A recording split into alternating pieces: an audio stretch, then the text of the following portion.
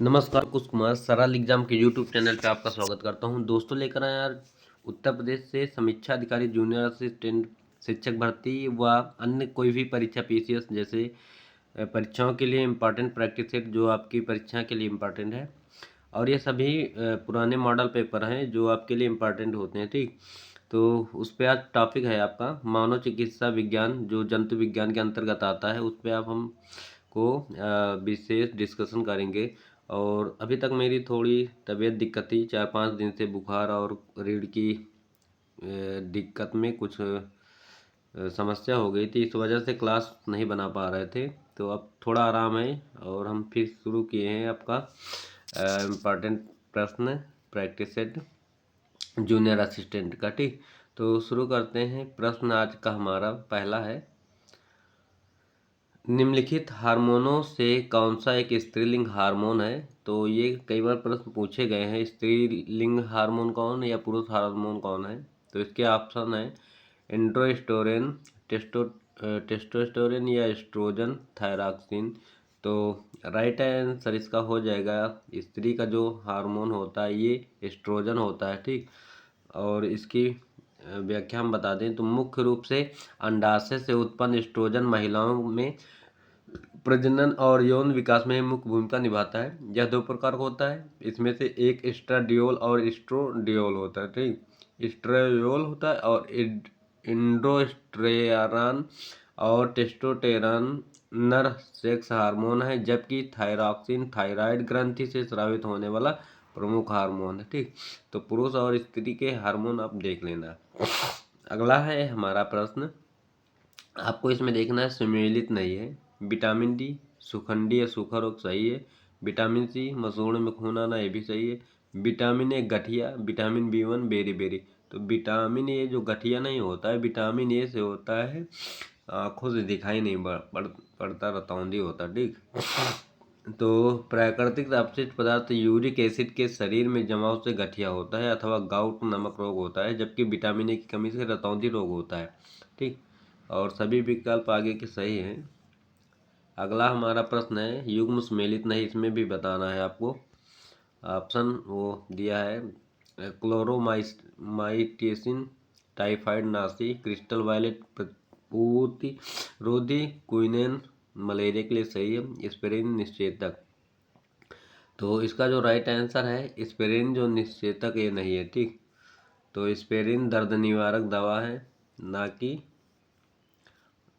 निषेचक है। ठीक, अगला है सामान्य 70 किलोग्राम भार वाले वयस्क मनुष्य में रक्त की कुल मात्रा कितनी होती है। तो ये होगी बी ऑप्शन 5000 मिलीलीटर होती है। ठीक, और इसका देखो इसका सूत्र भी दिया हुआ है कि मनुष्य का कितने वजन का कितना ब्लड होता है। तो एक सामान्य वयस्क में रक्त की मात्रा कुल भार का लगभग 7% होती है।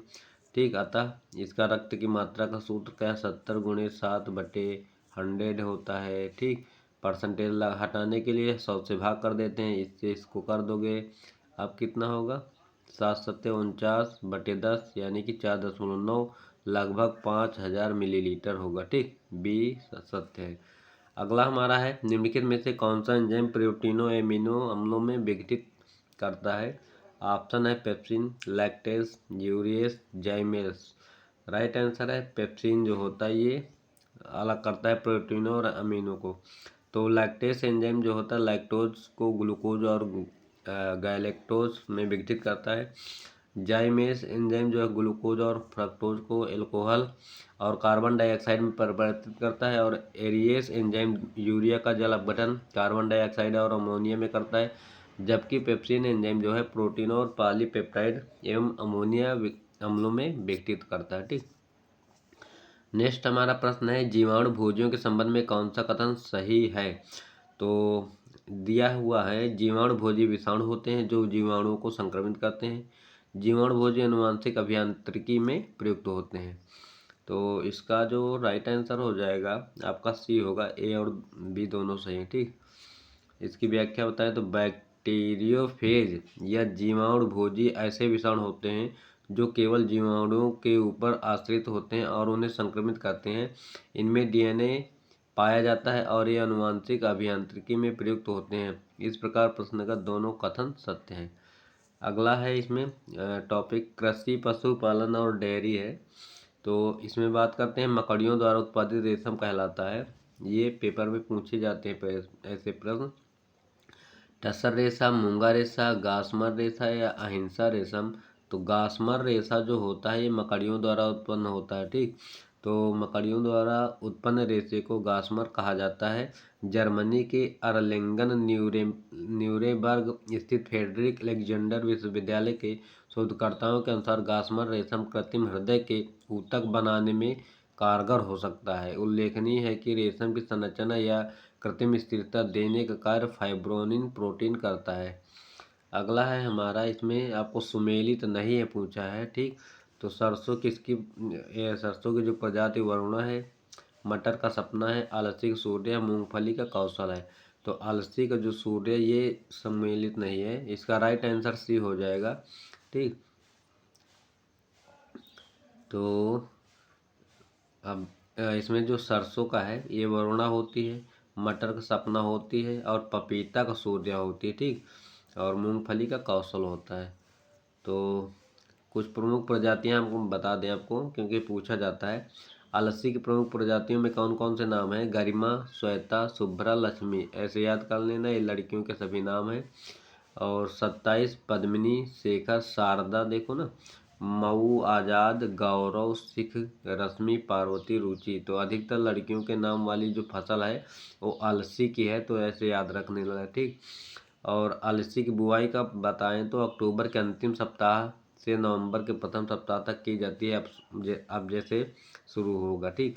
और इसकी बुआई का बीज दर बीज बहुउद्देशीय प्रजातियों के 30 किलोग्राम प्रति हेक्टेयर तथा द्विउद्देशीय प्रजातियों के लिए 50 किलोग्राम, ठीक।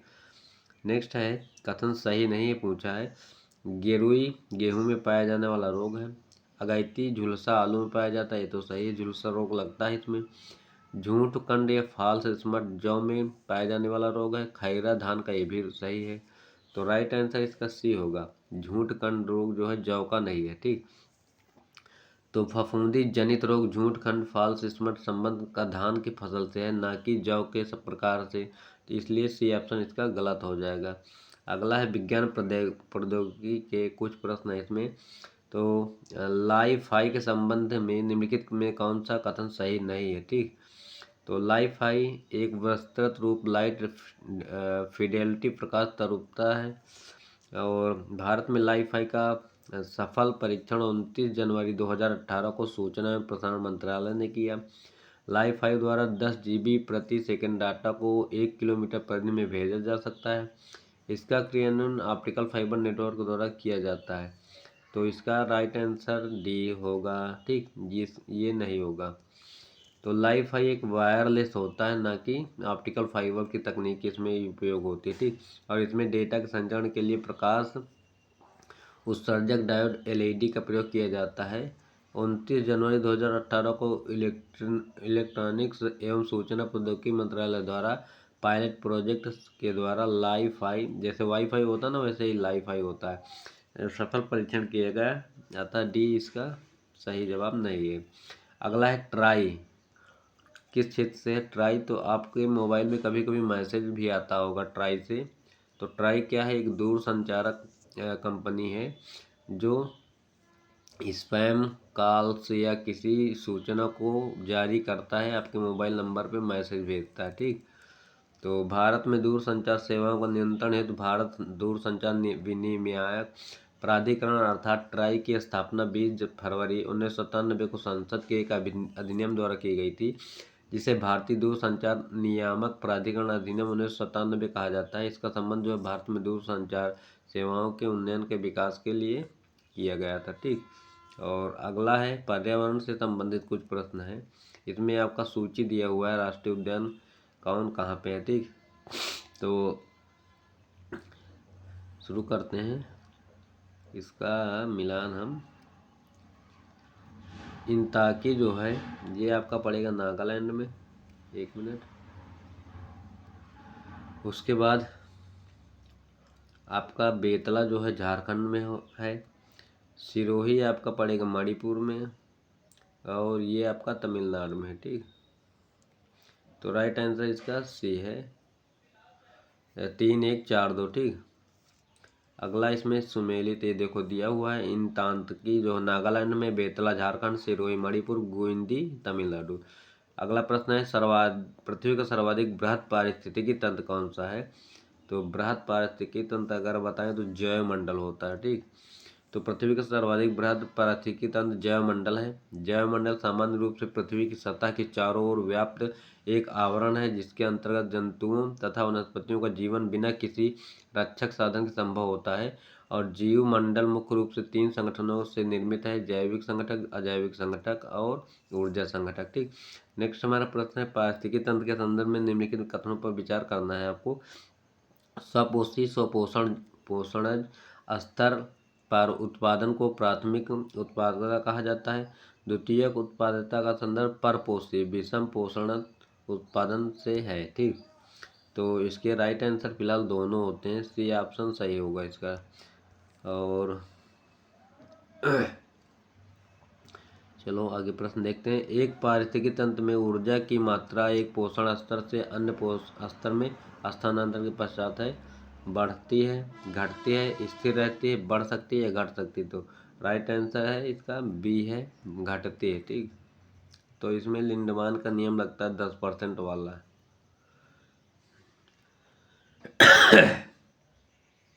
ये देखो दिया हुआ है 10% का नियम इसमें लगा है, और ये आप लोग पढ़ भी चुके होंगे, तो इसका राइट आंसर बता भी दिया हमने।